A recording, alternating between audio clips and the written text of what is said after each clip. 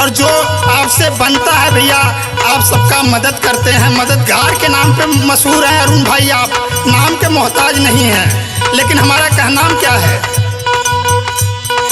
Party बहुत यही है चाहिए, अरे पार्टी बहुत यही है चाहिए, समाजवादी कायम कर रही है।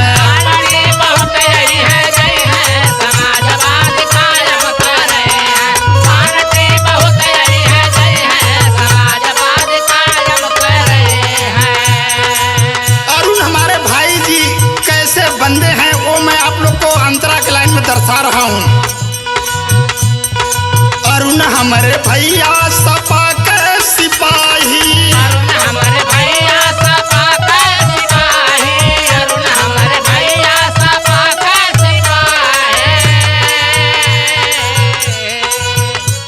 और दुखिया गरीब मन का सच्चा हमारा ही, दुखिया गरीब मन का सच्चा हमारा है, दुखिया गरीब मन का सच्चा हमारा है। अरे लड़ल गरीबन के लड़ाई,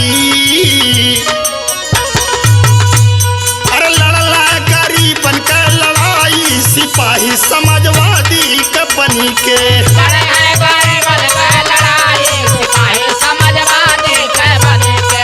लड़े हैं गरीबन के लड़ाई, सिपाही समाजवादी के बने के।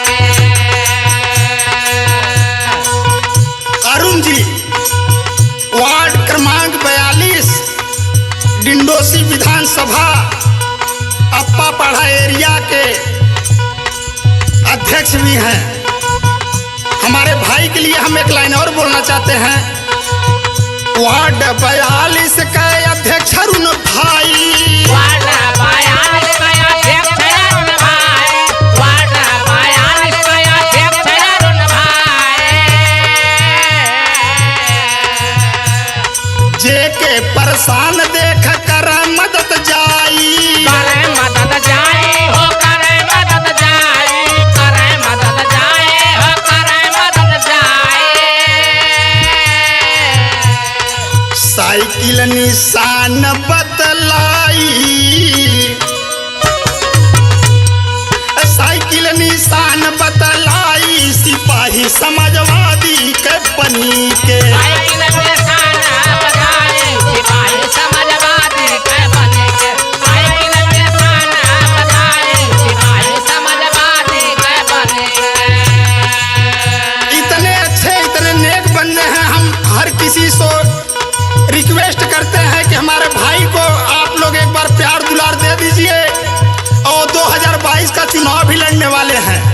नगर सेवकी जो चुनाव आता है 2022 में, उसमें अरुण जी का एक स्थान होगा।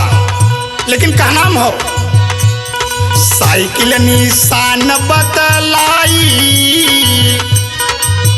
अरे साइकिल निशान बतलाई, सिपाही समाजवादी के बनी के। साइकिल निशान बतलाए, सिपाही समाजवादी के बने।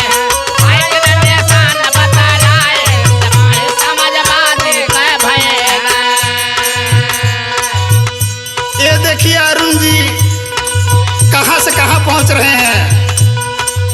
माननीय हमारे बड़े भैया समाजवादी के राष्ट्रीय अध्यक्ष बन चुके हैं अखिलेश भैया।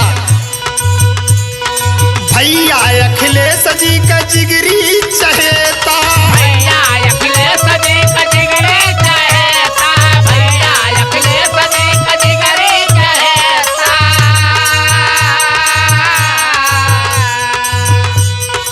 करमठ जुझारू, करमठ जुझारू अरंजी सब कर नेता।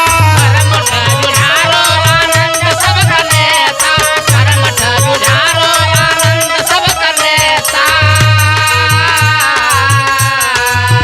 अरे सुख दुख में हथवा बटाई,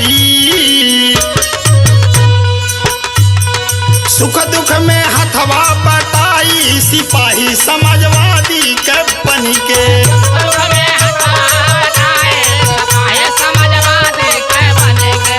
दुख में हथवा बटाए, सिपाही समाजवादी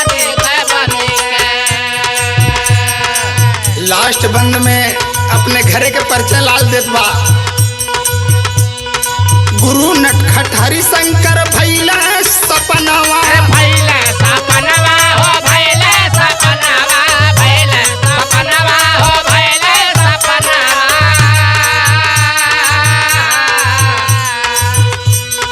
स्वर्गीय पंचमी यादव जी के गावत बाल ललनवा गावत बाल ललनवा हो गावत बाल ललनवा गावत बाल ललनवा हो गावत बाल ललनवा संतोष ब्रिकेश साथवा निभाई